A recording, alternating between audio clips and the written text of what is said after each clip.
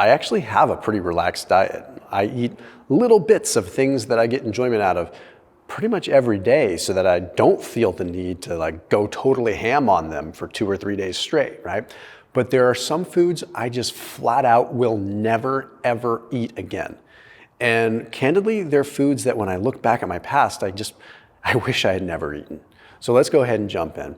I don't mean to fearmonger, that's not my style, but there are just a few foods that they just don't ever make it on my list anymore. The first one is going to be margarine and shortening. And you've heard me talk about this, so I don't need to spend a lot of time on it, but the trans fats that are in margarine and shortening, these are horrible. It's pure hydrogenated oil, which means they've taken an oil and artificially turned it into a solid.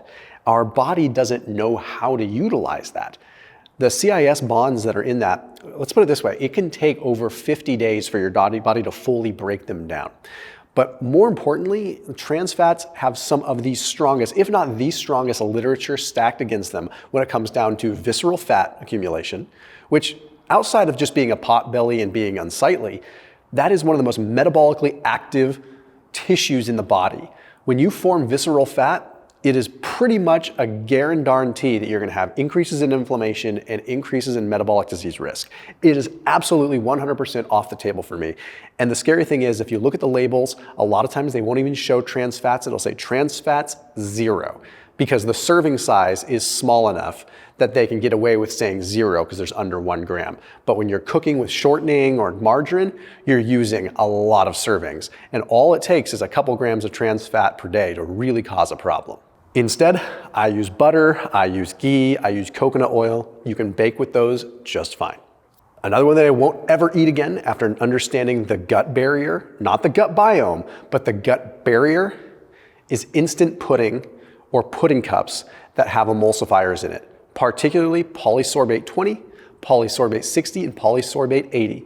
Again, I am a guy that will occasionally eat a potato chip. I will eat a corn chip or a corn tortilla with some salsa. Like, I will enjoy myself and have regular food, but this is just off the table. There was a study published in the European Journal of Allergy and Immunology that found that just a 1% solution of polysorbate 20 or polysorbate 80 led to a complete disruption of the gut barrier. So basically the cells would quote unquote burst.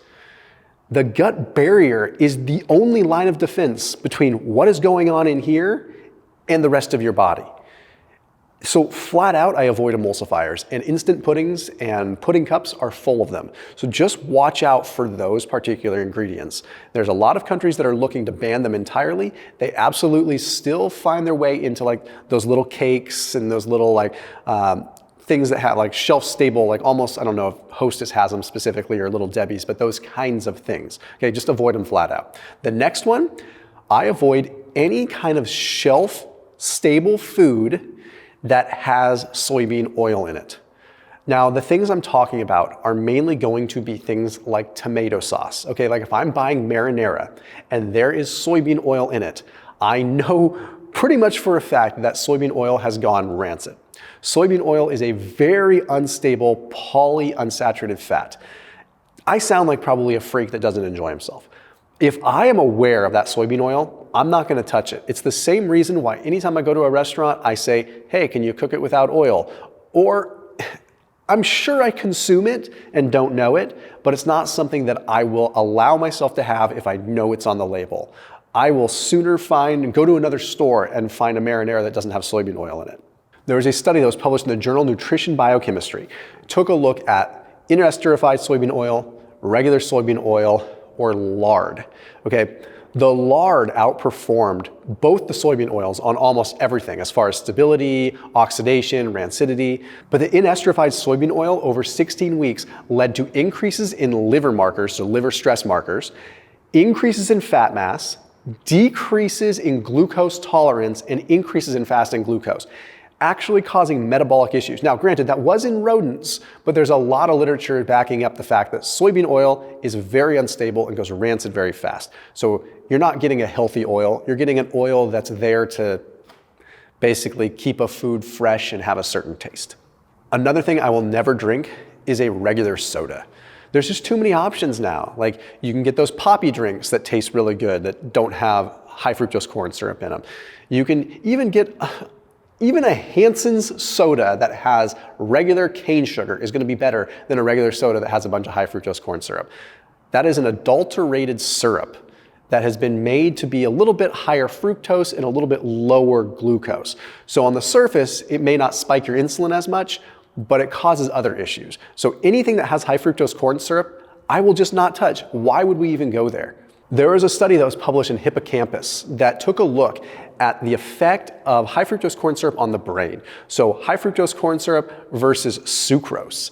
Very fascinating. It found that sucrose, regular sugar, mildly impaired the brain, memory, and function. But high fructose corn syrup significantly impaired memory and learning and the ability to solve tasks. What is going on there? There's something going on. And when you look at the literature, you see there's increases in markers of neuroinflammation with high fructose corn syrup that don't even exist with sucrose. So I'm not afraid of sugar. That is not the problem here. I'm afraid of things that have been chemically adulterated and manufactured to be a certain way. If you ever want to see how your body responds to a certain food, looking at your metabolomics and looking at your blood sugar gives you a very clear picture. If your blood sugar goes up when it shouldn't go up and it doesn't come back down, or it stays really high for a long period of time, that's a good indicator that maybe that food isn't aligning with you, right? Now, there's also situations where when you spike your glucose, yeah, you could come back down and everything's hunky-dory. Like I wear a continuous glucose monitor to be able to monitor this. I can see how foods react with me, how I respond to foods. I put a link down below for the continuous glucose monitor that I use. It's through a company called Signos. They have a really cool app that's also a 15% off discount link. So you can go online, you can literally get a continuous glucose monitor so you can monitor your glucose in real time. Like you could eat something, look at your phone, see what your blood sugar does, see when it comes down, and you can see which foods are actually working for you and which ones aren't. It is a huge tool in my arsenal to learn how I respond to foods, but also to learn how I respond to foods in different settings. Like how does a little bit of sugar affect me in the morning versus right after a workout? Does it do this to my glucose or does it stay stable? It teaches you a lot about your body, and the app that Signos uses also kind of helps you with that. It gives you a range that you want to stay in, and it also kind of shows you, hey, your glucose is spiking, you should go exercise or go move, do something like that. So that link is in the top line of the description. Using that code that's down below, that is a very special exclusive link to be able to get your hands on a continuous glucose monitor without having to go through the typical rigmarole. So top line of the description. Next up, I used to eat them a lot, believe it or not, especially when I was overweight, and I'll never touch them again. Fruit Loops, and it's not because of the sugar. Sure, there's sugar. Sure, there's corn. But you know what is in it, and I know that some people are gonna think that I'm fear-mongering here when I say this, but that red dye number 40, I won't touch. So Fruit Loops, yes, but any food that has red dye 40, not coming near it. It's not happening, plain and simple. Now, when you look at the literature, there was a study that was published in The Lancet, and it took a look at over 130 kids. Okay, in this case, it was kids, and they found at different ages, red dye 40 affected them differently. They had episodes of behavioral issues and hyperactivity at certain ages. At other ages, it was like lower levels of energy. In certain ages, higher levels of hyperactivity.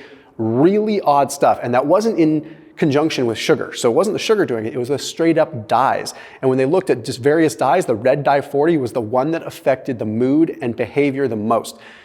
When you look at adults, it's a little bit different. You might see instances of neuroinflammation, but in the kids, if it's doing that to kids, it's doing something to adults too. So even though that literature is strong in children, if that's what red dye 40 is doing in our brain, there's no way in heck I want to put it in my body. It's just not coming into my house, period. And Fruit Loops most certainly have it. I can certainly think of other foods. Lots of candies that are red. It's like, why are we using? You can use beet dye, you can use other things, and a lot of companies are going that route now, but still, it's very sketchy. Next up, mayonnaise. Don't get me wrong, I will still have mayonnaise from like Primal Kitchen or from Chosen Foods or some of these other ones, but straight up mayonnaise, when I was first starting doing keto, like 12 years ago, I used to go to Target and just get mayonnaise packets to get my fats in. Holy cow, pure, just nasty soybean oil that has been sitting on a shelf forever. It is pretty much guaranteed to be oxidized. But now that I'm not really thinking about just getting fats in all the time, it really makes me realize what a calorie bomb that doesn't provide much value as far as taste.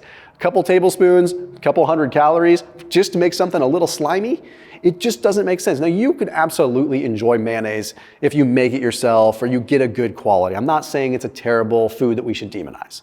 But I am saying that if you get traditional mayonnaise, Hellmann's, Best Food, stuff like that, you're talking an oxidized oil that is really coming at you in two directions. Oxidized oil, that is, again, it's not the seed oils that are the problem, personally. I know there's the endocannabinoid discussion, how it can impact the brain, a lot of that, but it's really weak science right now. It's not strong enough for me to say, yes, 100% seed oils are bad.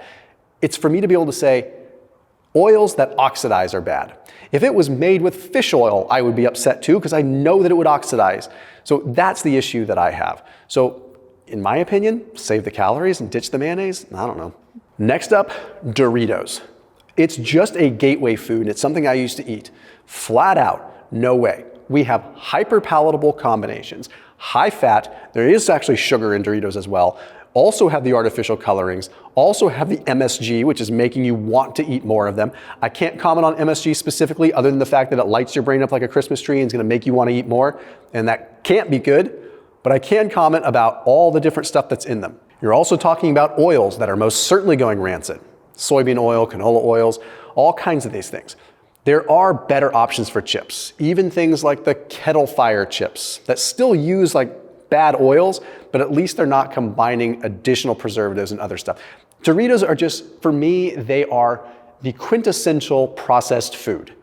There are certainly other healthy options I can go for that get me the same or similar sort of fix without going down the avenue of Doritos. Now, the last one is one that is specific to me. And I have my opinions, but I can't say with 100% scientific literature that this is the way to be. I don't eat gluten. I won't eat a food with gluten. Why? Because I know how wheat is harvested here in the United States. People are gonna come at me with that. But when I eat gluten, I am sick. When I eat gluten, my joints hurt. And when I eat gluten, my brain is foggy. Now, if I talk to people that are sensitive to gluten, have the same sort of sentiments that I have, and they go to Europe and they eat gluten, they don't have the issue. Something is happening here. Maybe it's the glyphosate, maybe it's the relationship with prolamins, maybe it's the fact that we overconsume wheat so much that we start to build antibodies. There's all these different theories, and they all kind of make sense. But at the end of the day, as it is with everything, and the reason I want to end this video with this particular thing, you have to be your own N of one. If you eat something and you don't feel right, something is going on. As always, keep it locked in here on my channel. I'll see you tomorrow.